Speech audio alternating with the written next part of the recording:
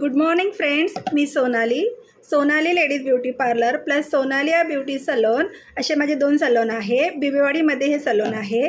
तर आज आपण केराटिन, स्मूथनिंग, बुटॉक्स आणि रिबॉन्डिंग ह्या सगळ्या गोष्टीबद्दल जाणून घेणार आहे की आता माझ्याकडे पुष्कळ क्लायंट येतात की त्यांना कुठली तरी केमिकल ट्रीटमेंट किंवा प्रोटीन्स ट्रीटमेंट ही हेअरवर करायची असते, पण त्यांना कुठलं करायचं हे त्यांना माहिती नसते. तर ते नेहमी मला विचारतात की मॅम कुठली ट्रीटमेंट करायला पाहिजे, आता केराटिन करायला पाहिजे की बोटॉक्स करायला पाहिजे. केराटिन आणि बोटॉक्समधला जर फरक जाणून घेतला तर केराटिन ही प्रोटीन्स ट्रीटमेंट आहे आणि बोटॉक्स ही फायबर ट्रीटमेंट आहे. आता मध्ये आपण काय करतो की केराटिन कोणी करायला पाहिजे, आता कुठल्या हेअरवर केराटिन करायला पाहिजे. आता जर तुमचे हेअर जर खूप डॅमेज झाले असेल, त्याच्यानंतर कलर करून करून जर त्याचं जे शायनिंग आहे ते कमी झालं असेल, खूप फ्रिझीनेस आला असेल, किंवा एखाद्याचे केस बघा असे खूप फ्रिझी ऑलरेडी असतात, म्हणजे जेव्हा ते जन्माला येतात त्यानंतर जेव्हा ते मोठे होतात 15 वर्ष, 18 वर्ष, 20 वर्ष, तर अशा वेळेस त्यांचे जे केस आहे, केसाचं जे स्ट्रक्चर आहे हे चेंज झालेलं असतात आणि ते त्यांना मॅनेज होत नाही. त्यांना असं खूप फ्रिझी खूप फुगलेलं असं जे केसाचं स्ट्रक्चर बनून जातं. तर त्यावेळेस पण मुलींना असं वाटते की आपल्याला थोडंसं शायनिंग, स्मूथनिंग आणि छान असं आपण मॅनेज करू शकू असं आपल्या केसाचं स्ट्रक्चर असलं पाहिजे आणि दिसायला पण छान असलं पाहिजे. पण कसं असतात, केराटिनमध्ये 20 ते 40% केस स्ट्रेट होतात आणि ते 2-3 महिने ते 4 महिने खूप छान पद्धतीने तुम्ही ते तसे मॅनेज करू शकता. पण कुठलीही ट्रीटमेंट जेव्हा तुम्ही करता तर त्यावेळेस तुम्हाला जर त्याचा लॉंग लास्टिक रिझल्ट पाहिजे असेल, तुम्ही फेशियल करा किंवा हेअरचं काम करा, कुठलंही काम करा, जर तुम्हाला त्याचा रिझल्ट तुम्हाला थोडासा लॉंग लास्टिक पाहिजे असेल तर तुम्हाला त्याची काळजी घेणं आवश्यक आहे. म्हणजे तुमचं होम केअर खूप महत्त्वाचं आहे.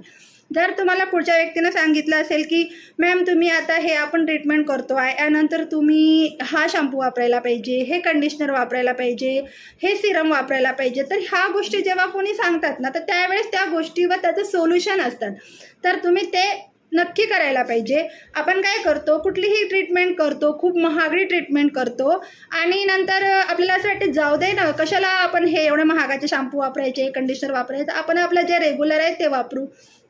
पण कसं होतं, तर तुम्ही जे ते वापरता पण त्यावेळेस तुम्हाला त्याचा रिझल्ट कमी होत जातो आणि नंतर तुम्ही दोष देता की ज्या सलोनमध्ये तुम्ही ते काम केलं आहे त्यांना. पण असं न करता जर तुम्ही त्याच गोष्टी जर यूज केल्या तर त्याचा खूप छान रिझल्ट राहील. प्लस दुसरी गोष्ट असं असते की जर हेअर वॉश तुम्ही किती वेळेस करता, जेवढ्या कमी वेळेस तुम्ही हेअर वॉश कराल तेवढा काळ तुमची जे ट्रीटमेंट टिकून राहणार. जर तुम्ही हेअर वॉश आठवड्यातून 4-5 वेळा करत असाल तर तुमचं ते केराटिनमधून जो प्रोटीन्स जे तुम्ही टाकलेलं आहे तुमच्या हेअरमध्ये ते निश्चितच कमी होणार. कुठलेही ट्रीटमेंट करा, तुम्ही बुटॉक्स करा, ॲक्वा करा, स्मूथनिंग करा, रिबॉन्डिंग करा, कुठलीही करा. आता एक म्हटलं तर रिबॉन्डिंग आणि स्मूथनिंग हे दोन्ही एकच ट्रीटमेंट आहे, पण बोलताना लोक कसं बोलतात की स्मूथनिंग वेगळं आहे आणि रिबॉन्डिंग वेगळं. हे काही वेगळं नाही, ही एकच ट्रीटमेंट आहे. ही एकाच प्रोडक्टमध्ये ही ट्रीटमेंट केल्या जाते. फक्त बोलताना आपण असं बोलतो की रिबॉन्डिंग वेगळं आहे आणि स्मूथनिंग वेगळं आहे. दोन्हीचंही काम केसांचा बॉन्ड ब्रेक करून केसाला स्ट्रेट करण्याचं असतं.